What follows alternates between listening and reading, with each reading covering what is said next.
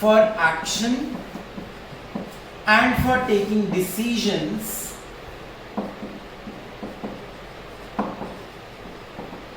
by the managers. सिद्धांत जिसको आप बोलते हो हमारे संस्कार, हमारे प्रिंसिपल्स, हमारे रूल्स, हमारी गाइडलाइंस, हमारी वैल्यूज, ठीक है। तो प्रिंसिपल्स के बिहाफ पे आप अपनी लाइफ के डिसीजन लेते हो, किसी को हर्ट करना है नहीं करना, किसी को बहुत ज़्यादा हर्ट करना है, किसी को टेंशन देनी है और किसी को टेंशन लेनी है, ये प्रिंसिपल्स के ऊपर बेस्ड होता है। आप अपनी फ्रेंडशिप किस हद तक निभाते हो, this is a principle given by your family to you. तो ऐसे ही प्रिंसिपल्स एक गाइडलाइन है जिसके ऊपर मैनेजर्स डिसीजन लेते हैं।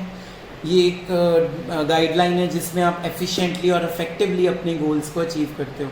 तो प्रिंसिपल्स के चैप्टर में हमारे पास 2 ऑथर्स हैं। पहले ऑथर का नाम है mister Fayol. Mister Fayol was born in the France in 1841, ठीक है, वो फ्रांस में पैदा हुए थे। He got degree in mining engineering in 1860, उन्होंने डिग्री ली थी इंजीनियरिंग में 1860 में, और वो कोल माइनिंग कंपनी के एक इंजीनियर बन गए। 1888 में वो प्रमोट हुए as an MD of the company, and unfortunately the company went into trash. Company के एम्प्लॉयज जॉब छोड़ रहे थे, तो उन्होंने इंसॉल्वेंसी को वापस सॉल्वेंसी में कन्वर्ट किया, अपना ये चैलेंज एक्सेप्ट किया, अपनी टेक्निक्स, अपने 30 इयर्स के एक्सपीरियंस से उन्होंने हमें 14 प्रिंसिपल्स दिए हैं, 14 प्रिंसिपल्स जो हमने पढ़ने हैं, और इन्हीं प्रिंसिपल्स की वजह से उनकी एक पहचान बनी, इसलिए हम उनको बोलते हैं father of management studies and thoughts. A great respect to that person who made these 14 principles. So without wasting my more time on it, let's start with the first principle, that is division of work. First principle is division of work. अब बच्चों, what is division of work? Division of work means dividing the work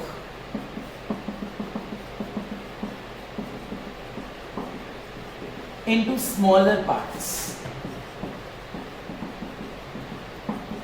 काम को छोटे छोटे हिस्सों में divide करना है और उसको डिस्ट्रीब्यूट कर देना है। एंड डिस्ट्रीब्यूटिंग द वर्क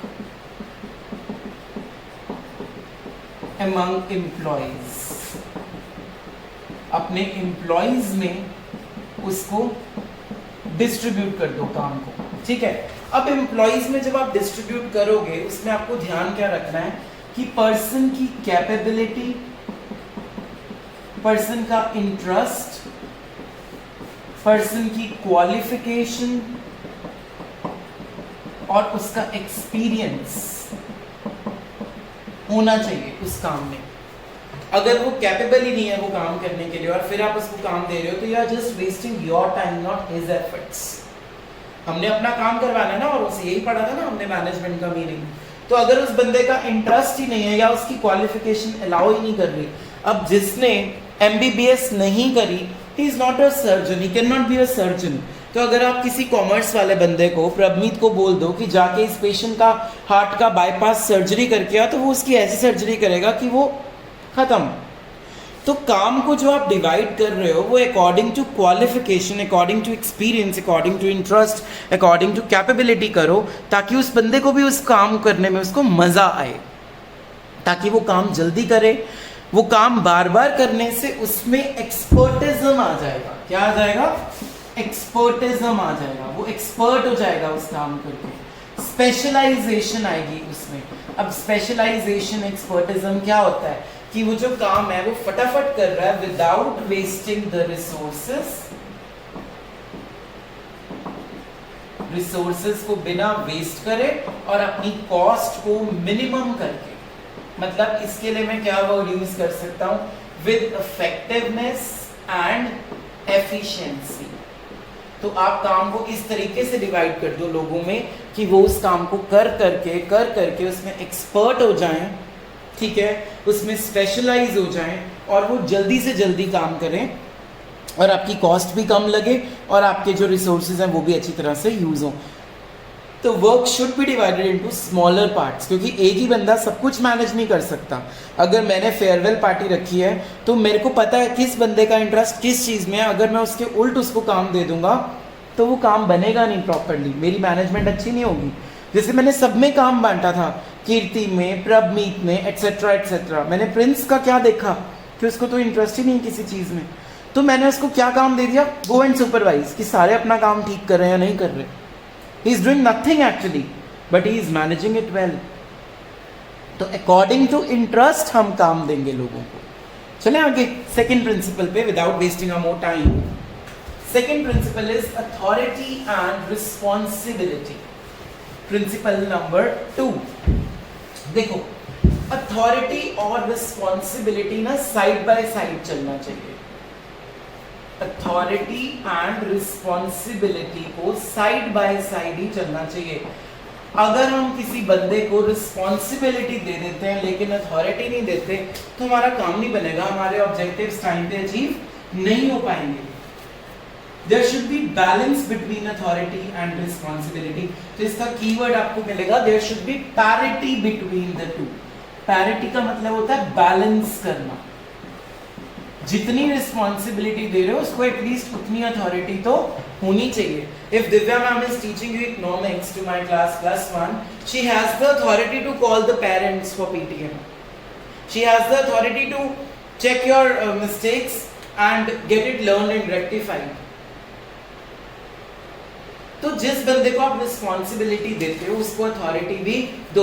अगर मैंने बोल दिया कि प्रणव को कि आप 90 रुपीज कलेक्ट करो पूरी क्लास से because of function to be held in our institute, और अगर कोई 100 रुपीज दे रहा है तो प्रणव की अथॉरिटी होनी चाहिए कि उसको 10 रुपए वो वापस करे।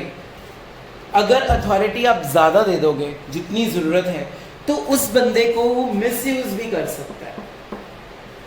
तभी मैंने यहाँ प्रणव को चुना, प्रिंस को नहीं। तो there should not be more authority given, the authority and responsibility should be balanced. वो साथ साथ चलें तो ज्यादा मजा आएगा बिजनेस करने का।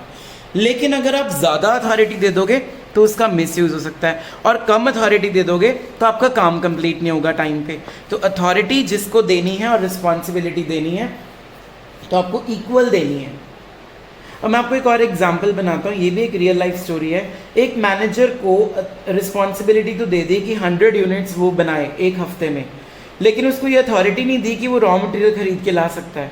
तो वो कैसे काम करेगा? वो बाद में औरों पे ब्लेम डाल देगा कि मेरे पास जो है इतनी अथॉरिटी नहीं है कि मैं रॉ मटेरियल खरीद के ला के दे सकूँ। ठीक है, तो there should be authority and responsibility for the best results. It should be balanced, it should not give you negative results. Excess of responsibility without authority is very dangerous for the employee. वो job भी छोड़ सकता है तंग होके। Third principal पे आते हैं, without wasting more time, discipline.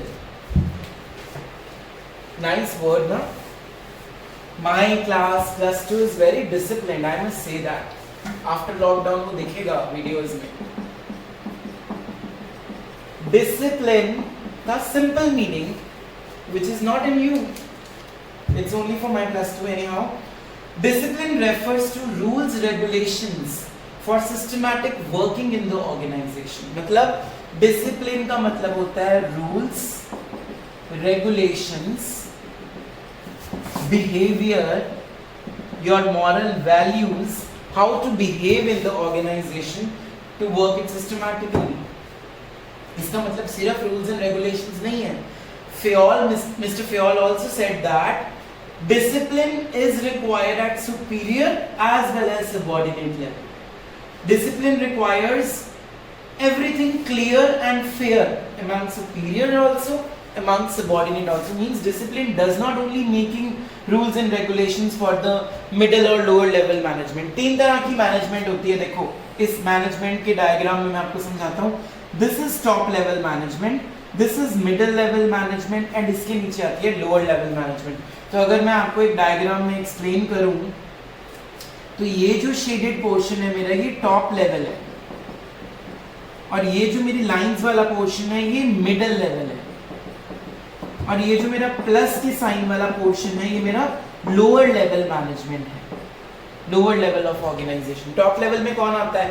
CEO, board of directors, ठीक है, इसमें आते हैं सारे मैनेजर्स, ठीक है, और इसमें आते हैं वर्कर्स यानी कि एम्प्लॉइज। तो फ्योल ने बोला डिसिप्लिन सिर्फ यहां नहीं चाहिए, यहां भी चाहिए। Discipline means following the rules and regulations in such a way so that you are achieving your objectives। जो आपने कमिटमेंट कर दी उसके बाद आप मुकर नहीं सकते उससे। Clear agreement between superior and subordinate. Employees must honor their commitments towards the organization and superior should also honor their promotions। अगर ये लोग अच्छा काम करेंगे तो इनको भी उनको मोटिवेट करने के लिए प्रमोशन देनी चाहिए, बोनस देना चाहिए। तो discipline does not only means promising for commitment कि आप अपना जो है प्रॉमिस निभाओगे। प्रॉमिस दोनों साइड से होना चाहिए, रेसिप्रोकेट होना चाहिए, तभी काम बनेगा, अदरवाइज नहीं बनेगा। Moving further, principle number 4, unity of command. अब यूनिटी ऑफ कमांड क्या होता है? देखो, बड़ा ही इंपॉर्टेंट प्रिंसिपल है और बहुत ही इंटरेस्टिंगली समझ आने वाला है तुम्हें। यूनिटी ऑफ कमांड का मतलब हुआ, अगर तुम्हें एक टीचर आके क्लास में बोलता है कि डेप्रिसिएशन का स्ट्रेट लाइन मेथड बेस्ट है और एक बोलता है रिटन डाउन वैल्यू बेस्ट है और दोनों का पढ़ाने का तरीका डेफिनेटली डिफरेंट है, तो तुम कंफ्यूज हो जाओगे ना। तो that means one boss should be there, only one boss। Unity of command means one employee should have only one boss। Employee should receive orders only from one boss। Let's take an example। एक purchase department का manager है, let it be Kunal, और एक sales department का manager है, let it be Preneet, और इनके under है हमारे महाराज जी प्रिंस। परचेज डिपार्टमेंट ने बोला कि फैशन चेंज हो रहा है, टेक्नोलॉजी चेंज हो रही है,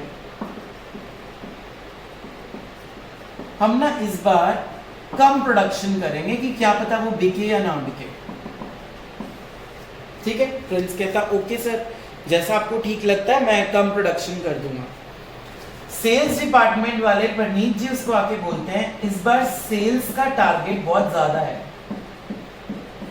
it should be more production, तो तू प्रोडक्शन का ध्यान रखियो, ज्यादा होनी चाहिए। बेचारा प्रिंस क्या करे, इसकी सुने या इसकी सुने, वो तो फंस गया ना ultimately. So that means there should be coordination between the two bosses।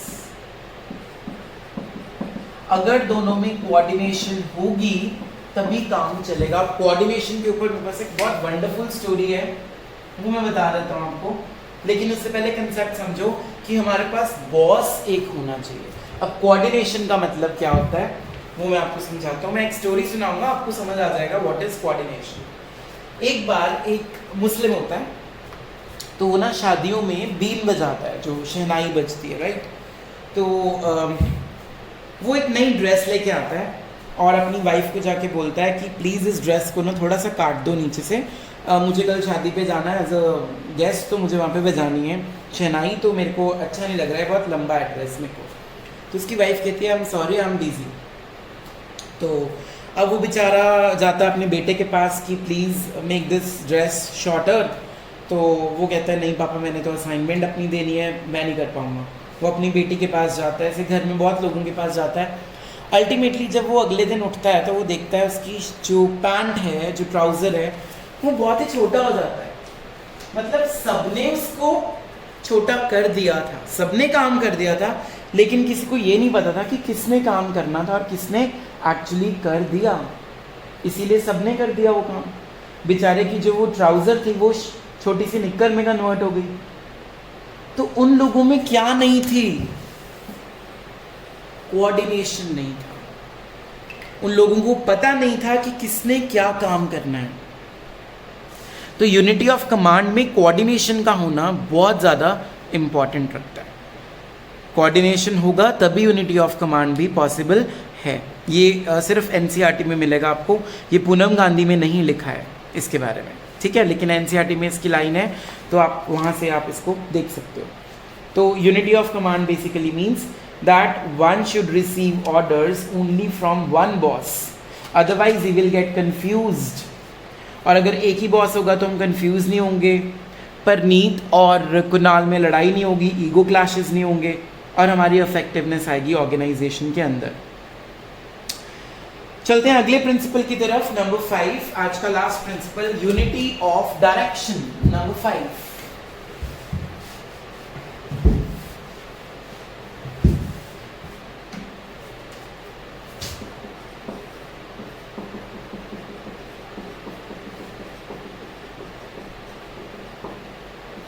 Direction का मतलब क्या होता है? जो डायरेक्टर होता है मूवी का, वो मूवी को डायरेक्ट करता है, वो डायरेक्शन दिखाता है कि जैसे ही हम कहते हैं सपोज हमने एक सीन देखा एक्सीडेंट का, एक्सीडेंट दिन में हुआ है, हॉस्पिटल जैसे ही पहुंचे वहाँ रात हो गई, तो हम कहते हैं the direction is not sounding good, है ना, डायरेक्टर भूल गया कि एक्सीडेंट दिन में हुआ है। तो डायरेक्टर कौन होता है? जो डायरेक्शन देता है मूवी को। तो ऐसे एक मैनेजर को डायरेक्ट करना पड़ता है एम्प्लॉयज़ को। अब जो एम्प्लॉयज़ होते हैं वो बड़ी डिफरेंट कैटेगरीज के होते हैं। सपोज मनीष,